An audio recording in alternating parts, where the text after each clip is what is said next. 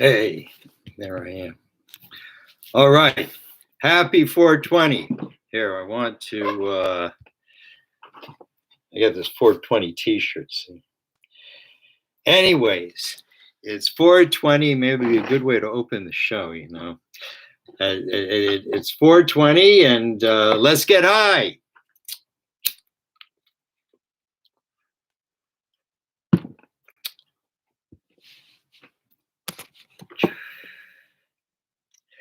And it's a good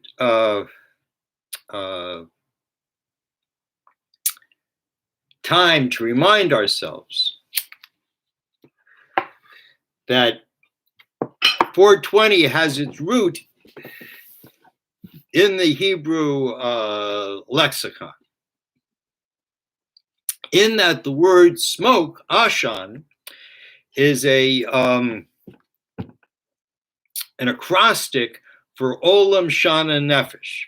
Ashan means smoke, and it has a gematria. You know, each letter has a number attached. You put them together.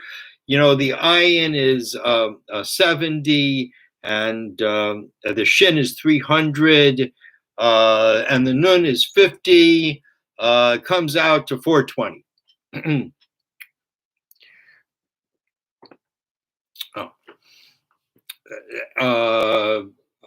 And today is 420. And used to be we'd go out and all get high together, but now we can't do anything together. But it's worth another hit. So, a few questions about the idea of victory, because this week called Netzach, which Netzach has to do also, it's used like in Tehillim, in Psalms, as a word meaning forever and infinity. Because one just, you know, to be victorious, you have to give everything. And the question is, what is victory? And the simple answer is, and it's important to have a simple answer, because if you have a complex answer, there's really no answer at all. Complex answers just bring up more questions. The simple answer is victory is attained when we don't have to fight anymore. And, you know, most fights, particularly, not just globally, but I think all sorts of fights, you know, are sort of manufactured. You know, one takes one side, immediately the other takes the other side. Doesn't matter what it is. Because they want to fight. Some people, they want to fight, you know, sort of like, you know, not gymnastics, just athletics, you know, you get in each other's face, gonna fight it out. You know, you want to like ramp up like the energy. This really means something. See, but it's just, you know, it's athletics, a game. In life, it's really a pernicious thing to do. I mean, it just, you know, whenever division is entered in, there's always difficulty. There's always difficulty in division, in dividing people. And there's always goodness in bringing people together, which was the other question, that is confrontation the only pathway to reconciliation? And, you know, there's two ways to deal with things in general. You got, you know, the dark or the light. The dark means you got a problem, you confront it. And yeah, it's a hard thing to do, whether it's a person, but sometimes, you know, you have to confront the problem. And other times, you can just go for the light and the problem will sort of take care of itself. You know, like, I don't know, if a person is sad, depressed, so one can go into the sadness and depression, try to figure it all out and why, you know, you shouldn't really be affected by this or that. Or one could just, you know, go out, you know, be with people, and the sadness goes away. So you didn't have to confront it. You just go towards the light. In general, that's the better path, is just go to the light, and this darkness just falls away. And that's why one of the main reasons for the destruction, you know, of the first temple is that we did the Torah, but we didn't do it besimcha. We didn't do it with happiness. And therefore, the first temple was taken away from us.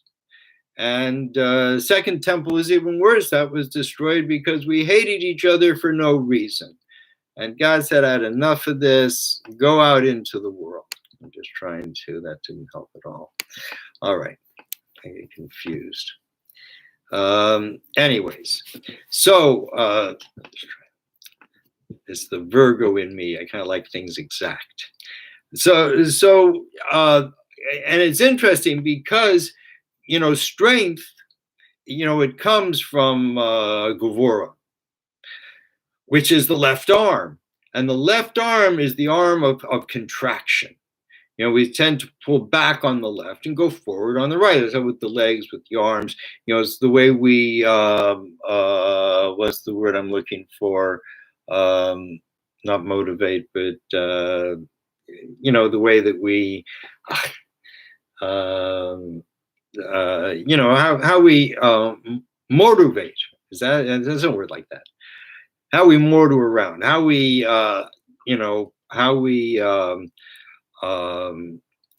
get from place to place. That we step out with the right, we step back with the left. And it's kind of like a male-female thing, that man is more out and woman is more in. And these two things can work together. If you're just all out, then it's too much. If you're all in, it's not enough. See, so you got to get, and that's how we move. We go out, we pull back, we go out. And that's how life is. Life is not supposed to be just a straight line. I want this, I'll go get it. That it's always circuitous. It goes in circles, which is only right because life spirals and time spirals and everything spirals. And that's why we feel towards the, as we get towards the, end of life, everyone kind of feels the light, time is speeding up. And you sleep less, and it's like you're going into this this culmination. And I was thinking about today. I mean, what do we want at the culmination of our lives? And I think the greatest reward at the culmination of life is to hear, as we leave this world and go to the next world. The whole thing is we lose our corporality. Right? And we still have the other three things. We still have, fire, air, and water. That's what spirituality is made of, and that's what we are. But we can't feel anything because we're not corporeal anymore, which, it allows us a lot of freedom. We can go to the plants, we can go to all sorts of things, and we can see all sorts of things, but we can't actually feel it. And it seems to me at that point in time, what the person wants to hear is you want to hear the heavens and the earth applauding. To me, that's like the greatest way to leave this plane of existence, is to hear people applauding, hey, you did good, we liked you, and to hear heaven applauding. Who's applauding heaven? Yeah, the angels. The angels are very exacting. And for them to applaud, is, that's a real thing, man, because it means you did good. Because the worst thing about, being dead, losing your body, is you become completely translucent. Everyone can see everything. And we can be embarrassed, if we didn't fix ourselves in this world, which is, the main reason why we're here. I mean, maybe we all have, or some people have, particular things that they feel they must do, that they're driven to do. But whether you're driven or not, every day is an opportunity to fix this creation, not just meaning the world around us, but the world inside of us. We all have picked up, bad traits during our life, and what's the main thing that we want to do in this world that we know is applauded in heaven, is we want to be kind. because kindness, chesed, is a gematria 72, and 72 is the highest number of the Yud Hey Vav Hey, by which every person is created in that form, and that is the essence of the human being, as the gematria of kindness. Chesed, kindness, of chesed, kindness.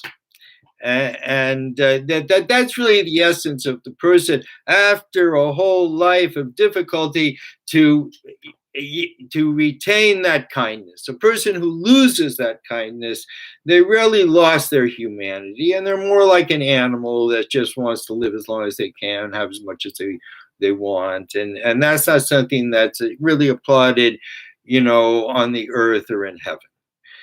People who are like that applaud it, but they say, like, who likes the smell of a skunk is another skunk. But generally, people don't applaud greed, and people applaud kindness. Whether a person is giving their money, whether they're giving their time or their expertise, or whatever it is, particularly the older you get, the less you want, and the more that you really want to give away, because it's nicer to give with a warm hand than a cold hand. Meaning that you want to give it while you're alive, because when you die, you just open up the hand, go take it all, man. But then you don't need it, so there's no real merit in the gift if you just wait till you don't need it anymore and then give it to someone. I don't know. There's not so much merit in that, because you can't use it anyway. So you really want to give it. Well, it means something to you. Here, I have this. I work for it. Here, you can have it now. Maybe you need it more than I do. And I think that eventually we'll get to a place of such kindness in our country, because America is truly a very kind country.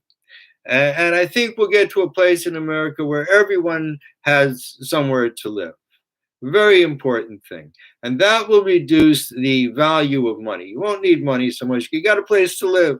The people who will work at, I think essential jobs, I think all essential jobs, man, they should have a certain level of living wherever they want to live, and whatever houses are in that bracket, and I think people, like, who are really, really skilled at what they do, the best in their thing, should have, luxurious houses. They deserve it. They're the best. And I think being the best at any, we know the best, in sports, or the best in movies, because that's their whole trip, is to be out there in front of everybody. But there are people who are the best at different things that are really important to society. And those people should also, be honored by living with the best of other people. I mean, it's a thing, to be the best. And other people who are not essential and who are not the best, they can live in all the other houses and do what they want, and they're not forced to go into some sort of work they don't want to do. And it seems a really good way to sort of structure society. And maybe as a person winds down, maybe they have to move to a lower strata, but I think we should reward people who are the best in what we, they do that, they give awards and stuff like that. But it would be cool if you had, like, all the people who are the best in all the different trades and all the different things all lived in sort of, like the best neighborhood, and all the people who were essential, whether they were doctors or people who picked up the garbage, they would all live in the essential parts, and it would give a good mixture of, of just because all the people are the best, they all have, like, their little tricks how they can be the best, and they can share with them. And all the people who are doing essential things, they have sort of that common sort of soul of really want to serve the the public. And all the other people who are just tripping around doing what they want, very important to society. And that's how creative things get done. People have time to sit and talk and think about things and take action when there's a problem.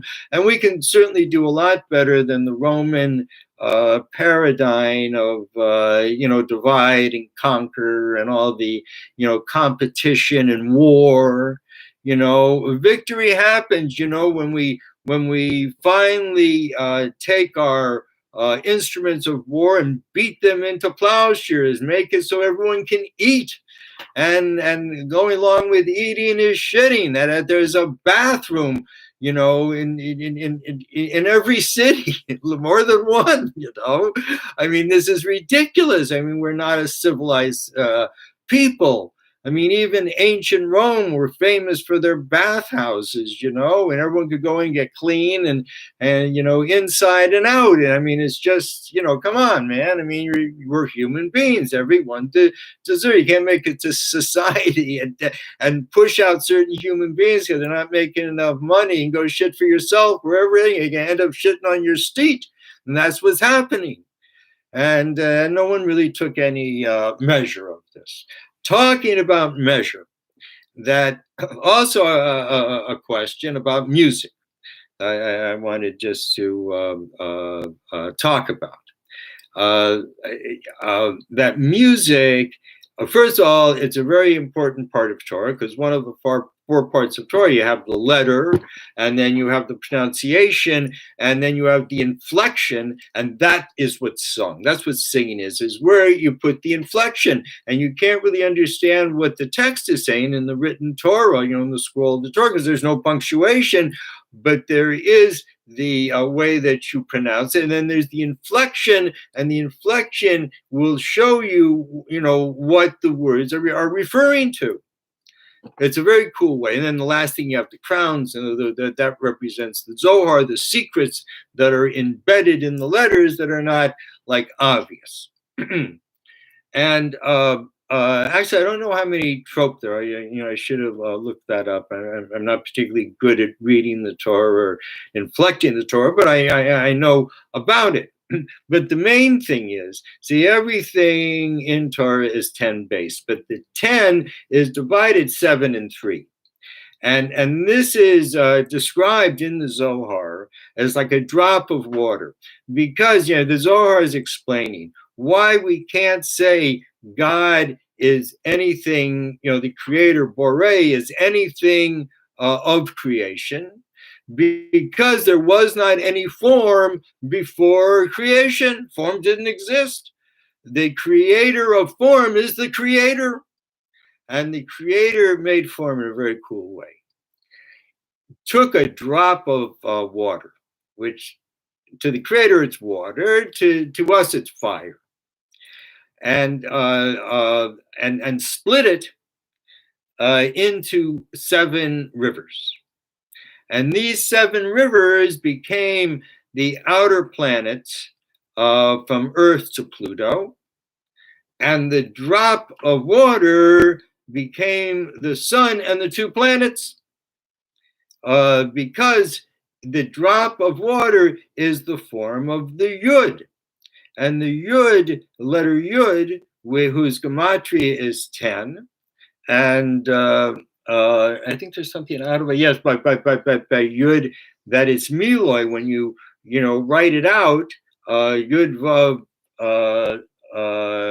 Daled is 20. That's kind of cool. It's just like Aleph. If you write it out, Aleph Lamed Pei is 111, and Yud, which is like 1 with a 0, is what I just say is 20. Is twice 10. And the whole idea between 1 and 2. And these are, if you think about all of our technology is based on 1 and 0. And they left out the other, 9 digits. And that's the real technology. That's the spiritual technology that doesn't skip over everything. Everything is intricately intertwined. Because just like the body is intricately intertwined, so is the entire creation, because the creator made it, didn't leave out not an atom, not a nothing. Everything is accounted for.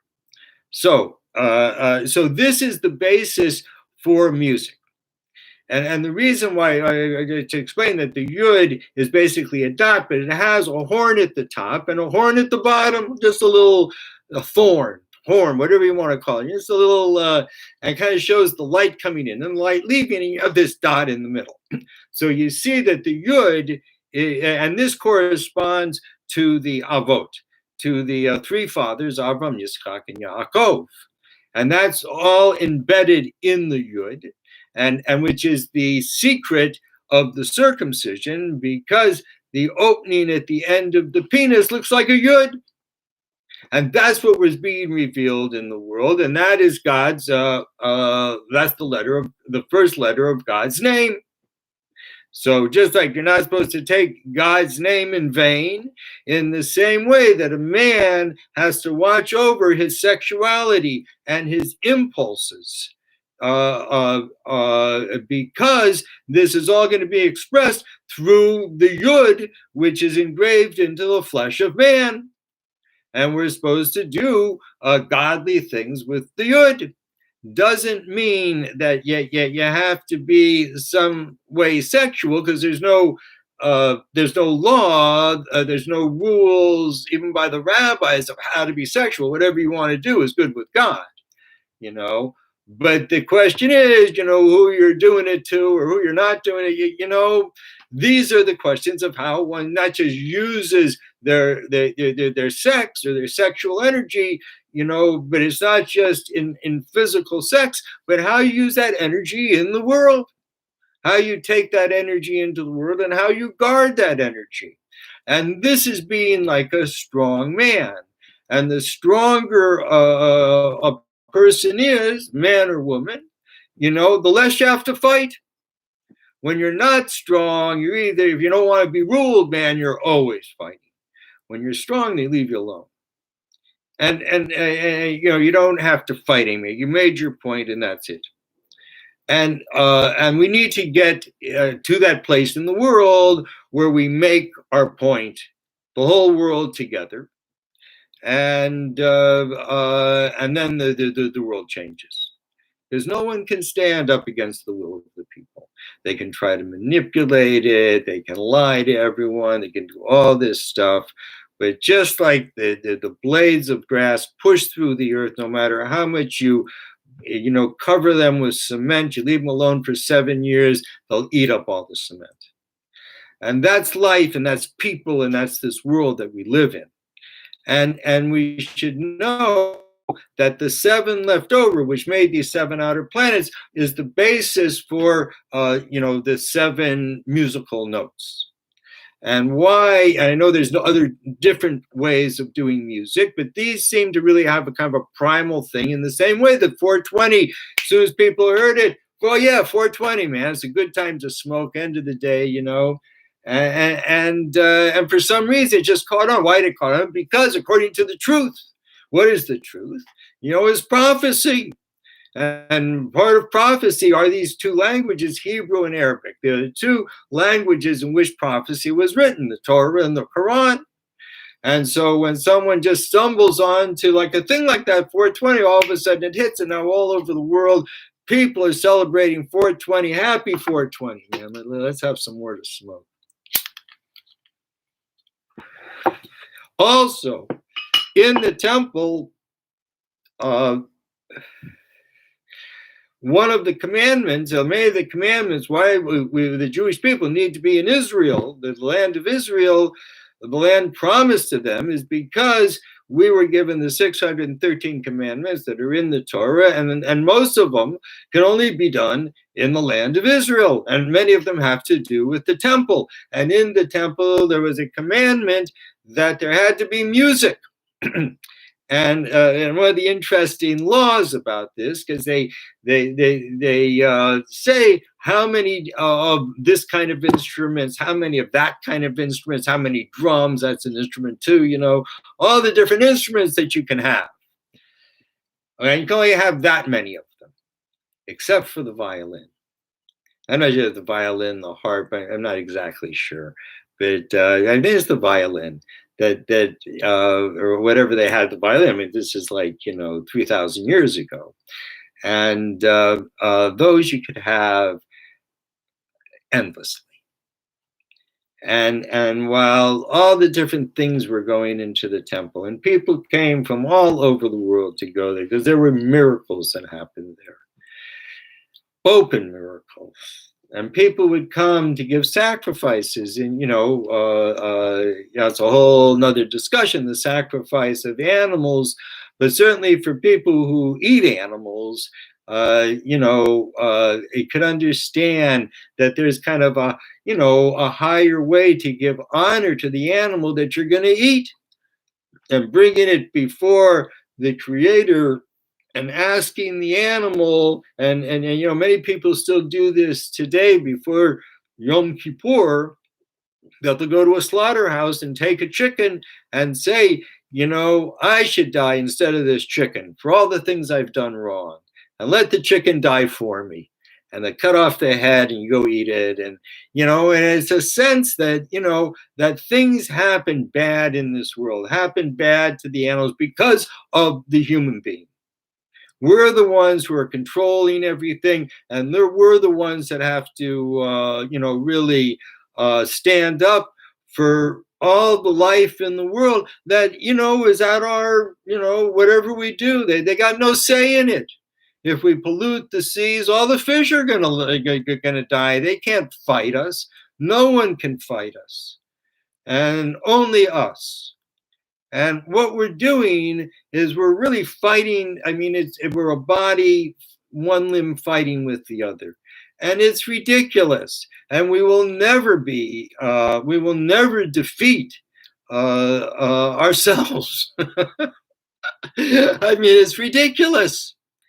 And the thing is that we need to, obviously, the answer is obvious. The answer is always obvious. And it needs to be obvious. It's simple. We got to work together. We see now all the people of the world, everywhere in the world, we're all beautiful. We're all beautiful. We're all smart. We're all great at things. And, and the human being should be celebrated, and the creator of creation and the human being, need to really dance together. And all the politics and all the religion and all the bullish excrement spread all over this world, we need to really, grow something substantial with it and feed all the people. And be good before the eyes of the creator, because they've lied to us. They've told us there's a big bang and it just all created life haphazardly and none of us really matter. And that's just the most fatalistic, nihilistic bullshit. I mean, come on, man. That is one of the things that bothers me. That one of the things is so prevalent. There's 7 commandments God asked everyone should do, and one of them is not to use God's name in vain. And that's the thing you find spread all over this word, that people saying God damn. And it's saying a terrible thing about God. It's accusing God of making a place in creation called hell, where if you masturbate, you go there, unless you pay it off to the church. And that's using God's name in vain. No question.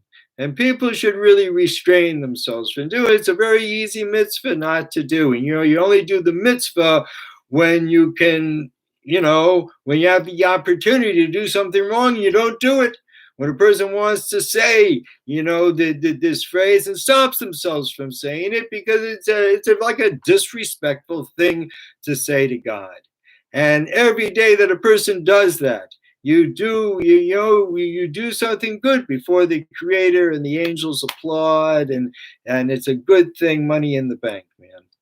All right. Thank you so much for listening to me. Happy 420, man. It's just a really happy day. A good day. Baruch Hashem. Hope everyone has a good day. Everyone should be blessed by the creator of all this goodness, because in the end, Olam Shana Nefesh, world, time, soul. That's what creation is. It's all just smoke. And you just have to inhale. So please, if you want something to inhale, go to my website, dovidhouse.com. There's lots of new ideas, books, a very cool course to teach you the tree of life by use of the tarot, which spelled backwards is Torah, and everything is explained there. It's a video course, and I have books, and I'm coming out with a new book, God willing, in July, and it's gonna blow you away. And anyways, so today is Tuesday. So tomorrow is Wednesday, which means there's going to be another 420. So see you then. Until then, let's just have another hit. Bye.